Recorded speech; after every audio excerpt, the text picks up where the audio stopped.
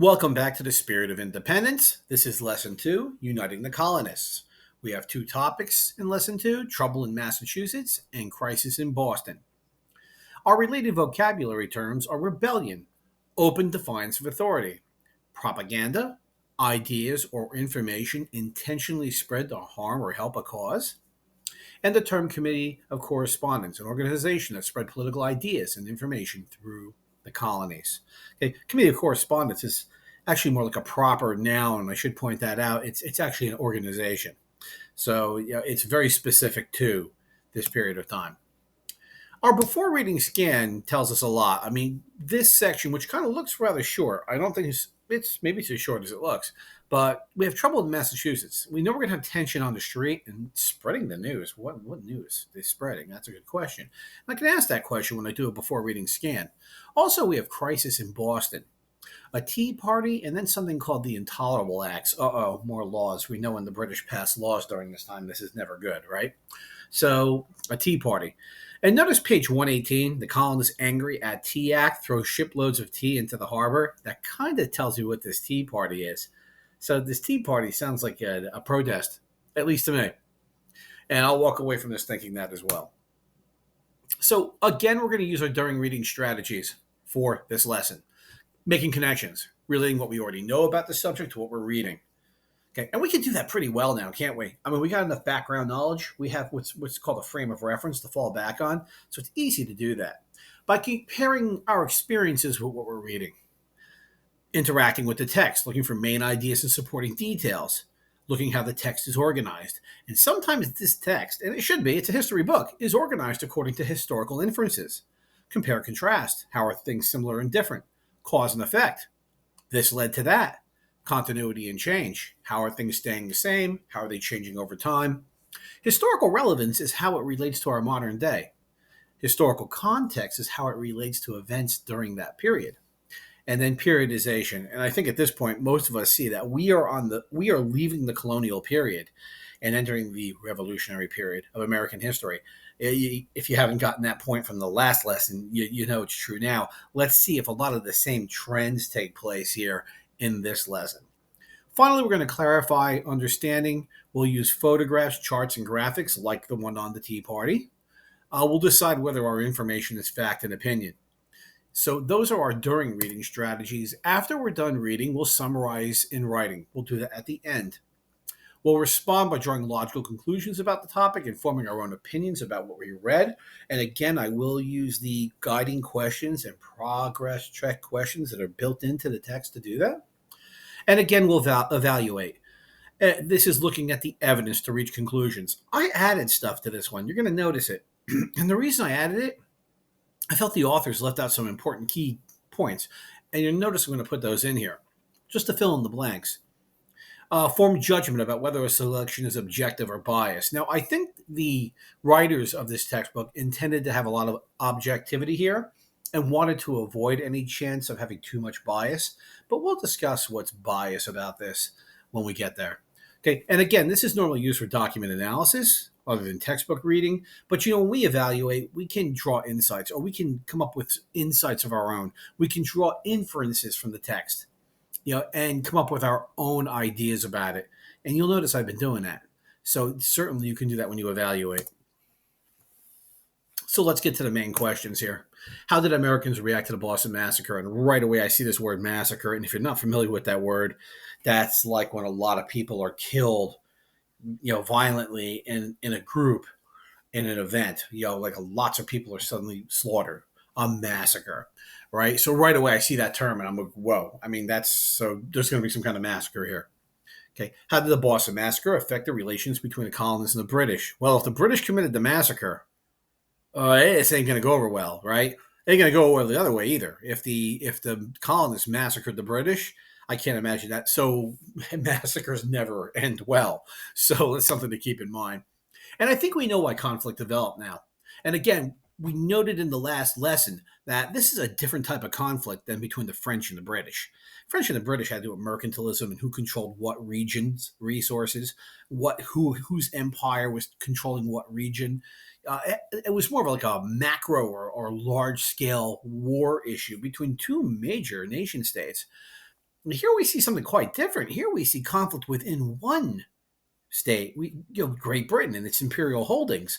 So it's a slightly different type of conflict. And the conflict is really over political rights and rights to representative government and the power of that representative government. And clearly, the colonists and the British Parliament, specifically Parliament, even though you see King George blamed a lot here, it's Parliament mostly. They don't see eye to eye. And this is really the centerpiece of our conflict. Parliament does not recognize the authority or rights of the colonists, and the colonists want to know why Parliament doesn't recognize that authority. And that's something to consider as we're moving on. Okay, so let's get into the reading. Okay, protests continued to flare in the colonies, making British officials nervous. In 1768, those officials sent word to Britain that the colonies were on the brink of rebellion, a rejection of British authority. So they used that word, a rebellion. Parliament sent troops to Boston.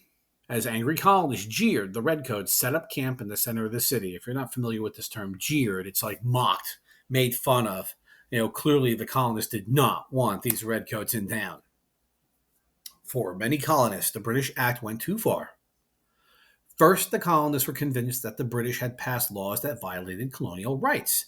Now Britain had sent an army to occupy or take control of colonial cities. Ouch, right? To make matters worse, the soldiers in Boston acted rudely. The Redcoats were mostly poor men, earned little pay. Some stole from local shops and got into fights with colonists. Also, in their off hours, soldiers competed for jobs that Bostonians wanted, so they took jobs from the colonists. If you're not familiar with the term occupy, to move in and take control of a place, especially by force. What I know, maintaining soldiers during a time of peace is a violation of the Magna Carta. There's actually specific wording in the Magna Carta about it being illegal to maintain an army in a time of peace. Great Britain wasn't at war with anybody right now. What were the soldiers doing there? And as you know, earlier they had sent soldiers, 10,000, to guard the frontier, to keep colonists from going beyond the Appalachian Mountains. That was the proclamation of 1763. So this is why the colonists jeered them. They saw this as another violation of their rights according to the Magna Carta. Cause and effect. Soldiers competing for jobs colonists normally performed led to more tension between colonists and soldiers. If somebody moved in and started taking your job and took money out of your pocket, they took a job that you would normally perform, you'd probably be pretty mad. Moving on to tension in the streets, and for those of you who are not aware, we are on page 116, so if you're following along in the textbook, that's where we are. On March 5th, 1770, violence erupted. A fight broke out between some Bostonians and soldiers. As the British officers tried to calm the crowd, a man shouted, "We did not send for you. We will not have you here. We'll get rid of you. We'll drive you away." The angry townspeople surged forward. They began throwing sticks and stones at the soldiers. "Come on, you rascals, you bloody backs, you lobster scoundrels, fire if you dare," someone in the crowd shouted.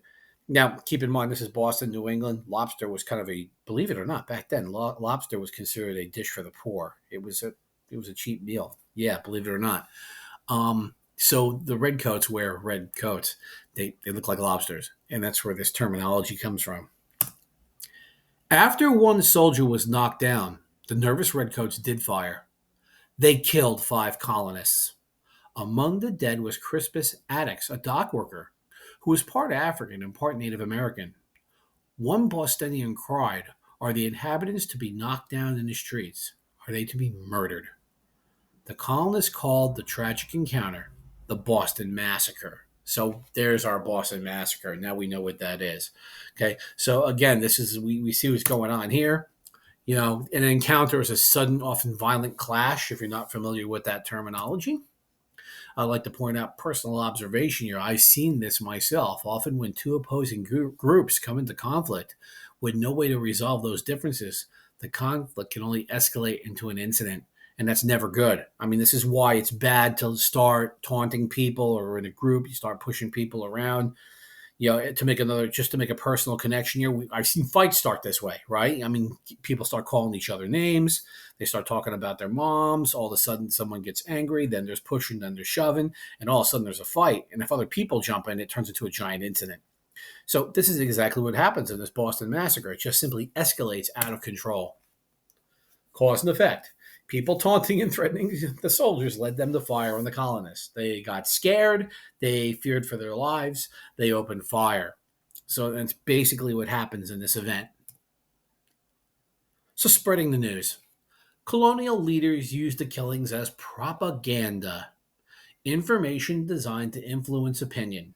Samuel Adams, put up posters that described the Boston Massacre as a slaughter of innocent Americans by bloodthirsty redcoats. Very dramatic. Paul Revere made an engraving that showed a British officer giving the order to open fire on the orderly crowd.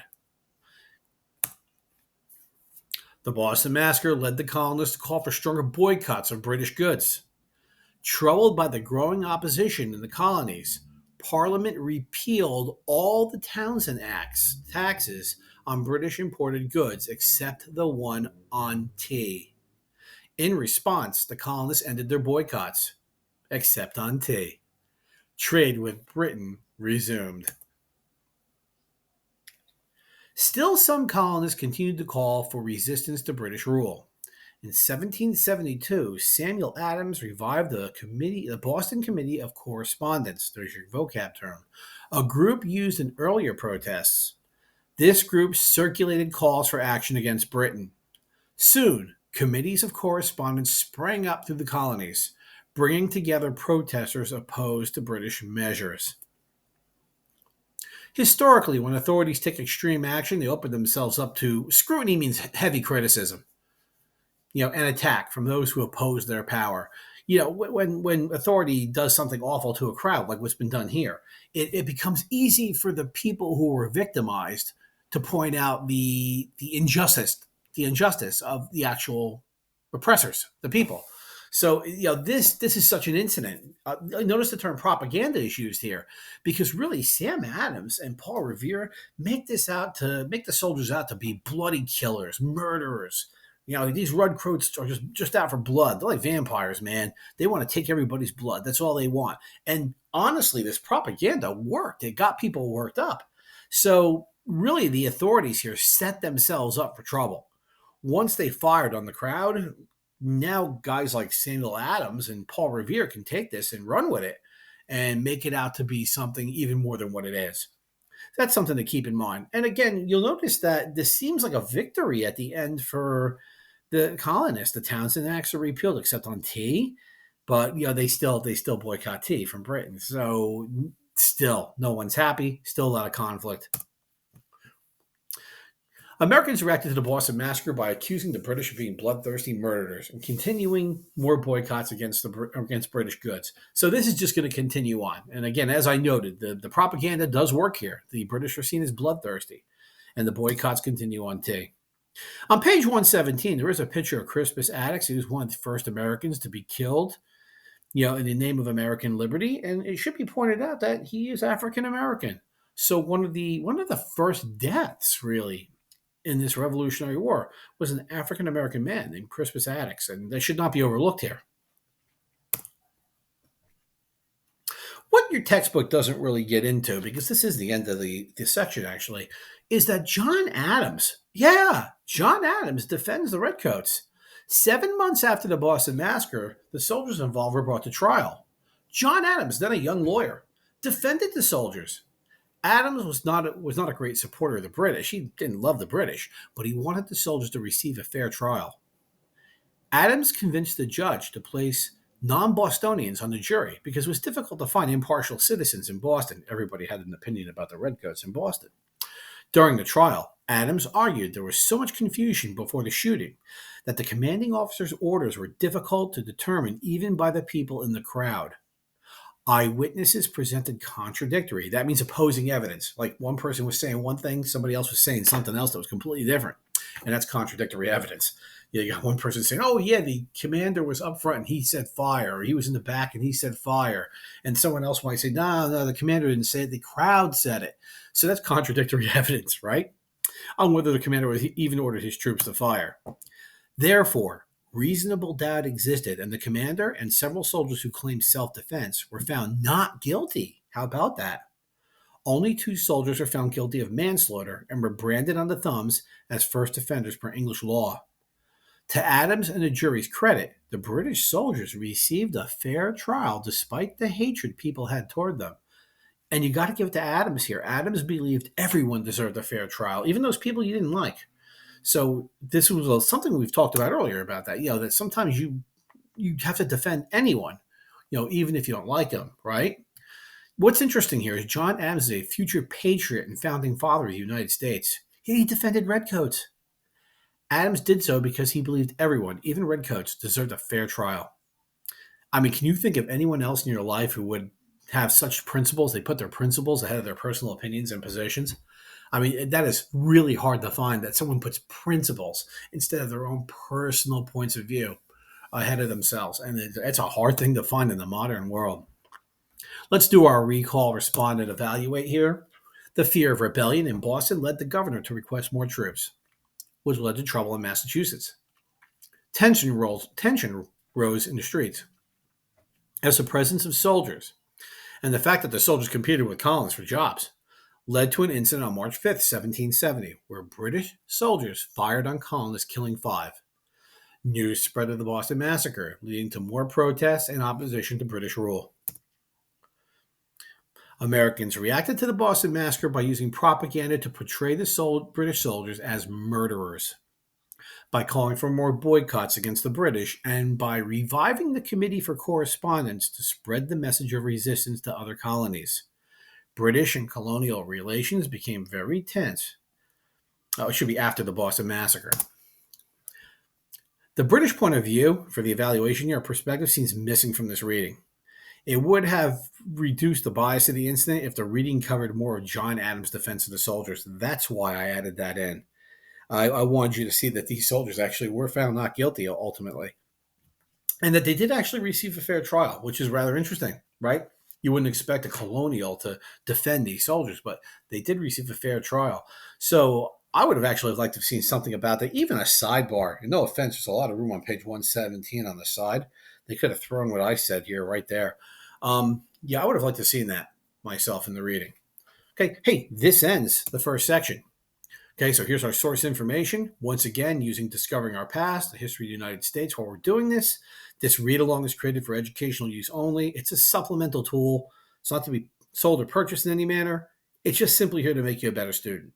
Okay, and with that, have a good day.